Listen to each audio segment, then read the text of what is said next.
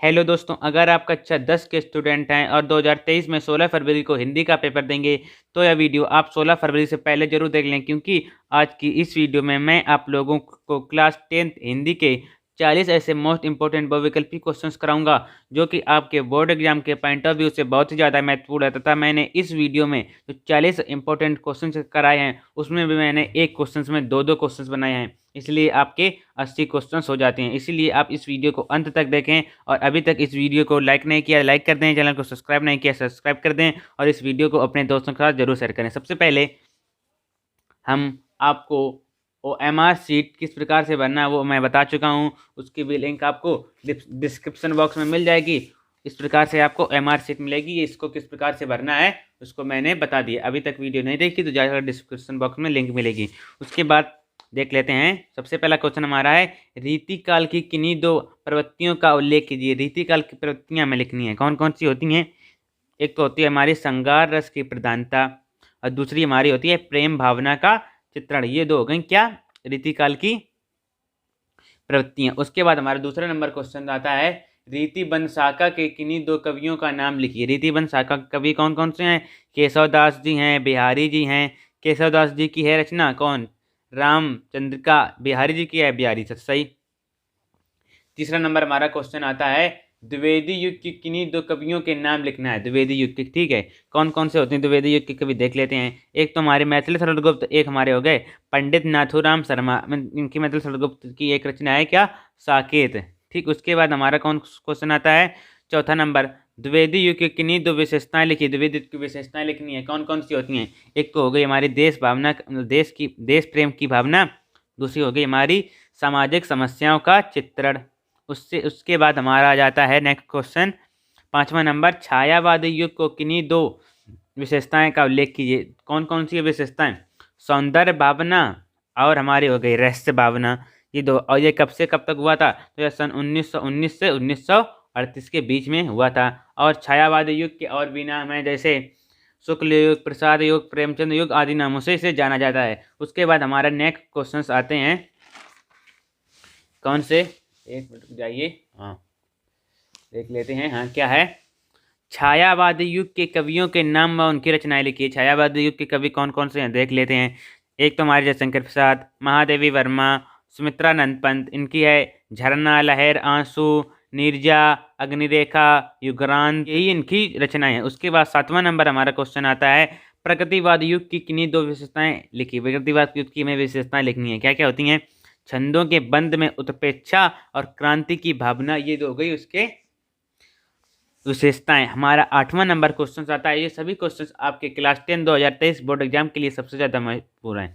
उसके बाद प्रगतिवाद युग के कवियों के नाम व उनकी रचनाएं का उल्लेख कीजिए। प्रगतिवाद युग की हमें कवियों के नाम लिखना है, उनकी रचनाएं कौन कौन है। रामधारी सिंह दिनकर, सूर्यकांत त्रिपाठी निराला, इनका निराला भी नाम है, सुमित्रानंद पंत, ग्रंथि चिंद्रबला, तुलसीदास, परशुराम की प्रतीक्षा, ये इनकी रचनाएं हैं। उसके बाद 9वां नंबर क्वेश्चन हमारा आता है, प्रयोगवादी युग की किन्हीं दो प्रवृत्तियों का उल्लेख कीजिए। प्रयोगवादी युग की हमें किन्हीं दो प्रवृत्तियों का उल्लेख करना है, कौन कौन सी है देख लेते हैं। निराशा का स्वर और श्रृंगार रस की प्रमुखता, ये दो इसकी प्रवृत्तियां या विशेषताएं हैं।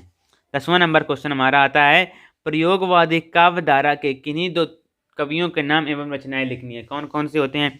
पहले तो हो गए हमारे धर्मवीर भारती और दूसरे हो गए हमारे गिरजा कुमार माथुर, ये इनकी रचनाएं हैं, इन्हें आप देख सकते हैं। और ये क्वेश्चंस मैंने आपके लिए बहुत रिसर्च करके व बहुत ही समय व्यतीत करके इसे लिखा है, इसीलिए इस वीडियो को अपने लाइक करें, दोस्तों का शेयर जरूर करें। उसके बाद हमारा नेक्स्ट क्वेश्चन आता है 11 नंबर, आकाशदीप के रचनाकार का नाम लिखिए। आकाशदीप के रचनाकार कौन है, जयशंकर प्रसाद जी। और यह किस विधा पर आधारित है, तो कहानी विधा पर यह आधारित रचना है। 12 नंबर क्वेश्चन हमारा आता है, अर्धनारीश्वर की विधा की रचना है, तो अर्धनारीश्वर निबंध विधा की रचना है और रामधारी सिंह दिनकर जी की है। 13 नंबर हमारा क्वेश्चन आता है, कलम का सिपाही किस विधा की रचना है, तो जो कलम का सिपाही है वह जीवनी विधा की रचना है और अमृत राय जी की यह रचना है। 14 नंबर क्वेश्चन हमारा आता है, खून के छींटे किस विधा की रचना है, तो खून के छींटे उपन्यास विधा की रचना है और भगवत शरण उपाध्याय जी की यह रचना है। उसके बाद हमारा नेक्स्ट क्वेश्चन आता है 15 नंबर, किसी एक नाटककार का नाम लिखिए। नाटककार का नाम लिखिए। जयशंकर जी प्रसाद कौन थे? एक नाटककार। आपको बताना है कि जयशंकर प्रसाद किस युग के कवि थे। ठीक है, और इन्होंने चंद्रगुप्त एक रचना लिखी है, और भी रचनाएं लिखी हैं पर एक रचना। 16 नंबर क्वेश्चन हमारा आता है, किसी एक आत्मकथा विधा के लेखक का नाम लिखिए। तो आत्मकथा गुलाब राय जी आत्मकथा लिखी है।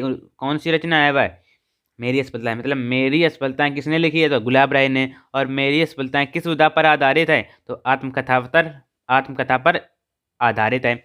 यही क्वेश्चंस आपको मतलब घुमा कर थोड़ी पूछ देता है। देखिए, इसी पर से पूछ दिया किसी एक आत्मकथा विधा के लेखक का नाम लिखिए।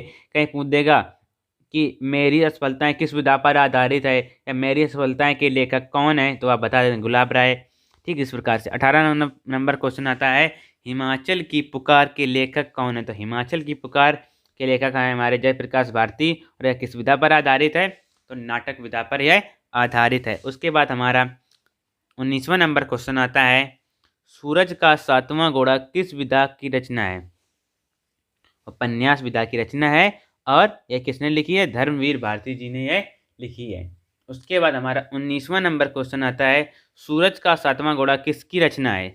किसकी रचना है? धर्मवीर भारती जी की रचना है। और किस विधा पर आधारित है? तो उपन्यास विधा पर आधारित है। 20वां नंबर क्वेश्चन आता है, हिंदी साहित्य का इतिहास किसकी रचना है? हिंदी साहित्य का इतिहास किसकी रचना है? आचार्य रामचंद्र शुक्ल जी की। आचार्य रामचंद्र शुक्ल की एक और भी रचना है चिंतामणि। और चिंतामणि किस विधा पर आधारित है? इसको हमें आपको कमेंट बॉक्स में बताना है। उसके बाद हमारे आ जाते हैं 21वां नंबर क्वेश्चन। 21वां, इंद्रजाल किसकी रचना है? तो इंद्रजाल जयशंकर प्रसाद जी की रचना है। किस विधा पर आधारित है? कहानी विधा पर आधारित है। 22वां नंबर क्वेश्चन आता है, विचार विधि के रचनाकार का नाम लिखो। तो विचार विधि के रचनाकार कौन है? आचार्य रामचंद्र शुक्ल। और यह किस विधा पर आधारित है? निबंध विधा पर आधारित है। 23वां नंबर क्वेश्चन आता है हमारा, आवारा मसीहा किस विधा पर आधारित है? जीवनी विधा पर आधारित है। और विष्णु प्रभाकर जी की यह रचना है। 24वां नंबर क्वेश्चन आता है, मेरी असफलताएं किस विधा पर आधारित हैं? तो मेरी असफलताएं आत्मकथा विधा पर आधारित हैं। और यह किसने लिखी हैं? तो बाबू गुलाब राय जी ने ये रचनाएं लिखी हैं।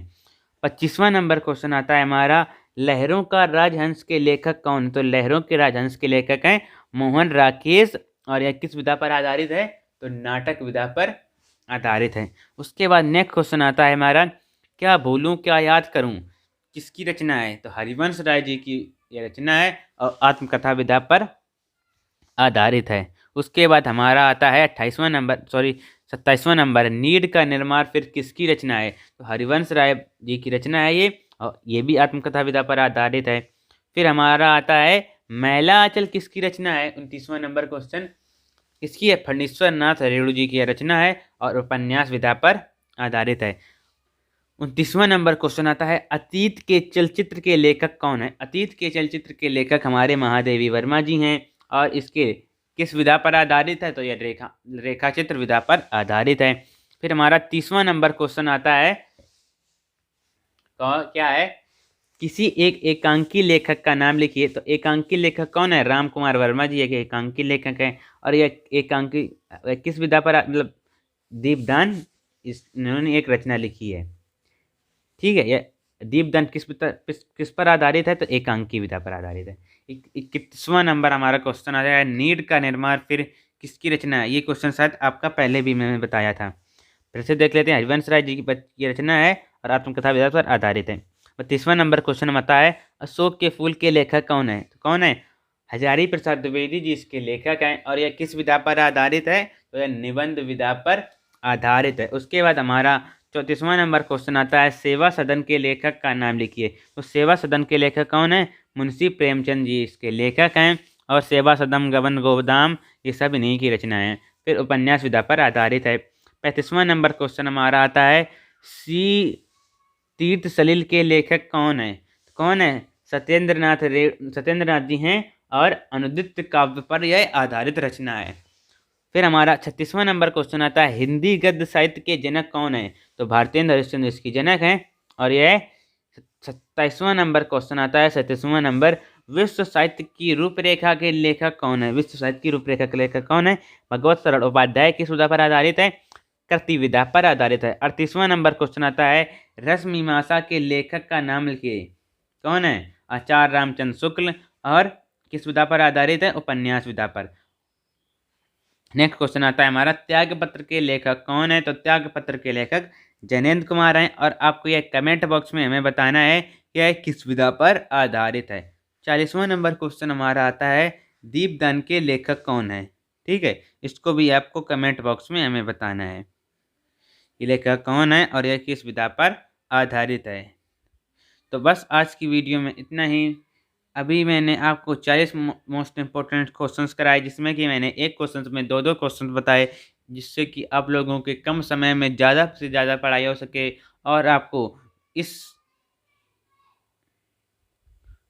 आपको यह वीडियो पसंद आई होगी। अगर पसंद आई हो तो वीडियो को लाइक कर दें, चैनल को सब्सक्राइब कर दें, वीडियो को अपने दोस्तों के साथ शेयर कर दें। और आपको किसी भी और टॉपिक में कोई भी दिक्कत आ रही है तो हमें कमेंट बॉक्स में ज़रूर बताएं, जिससे कि मैं नेक्स्ट वीडियो उस टॉपिक पर बना सकूं।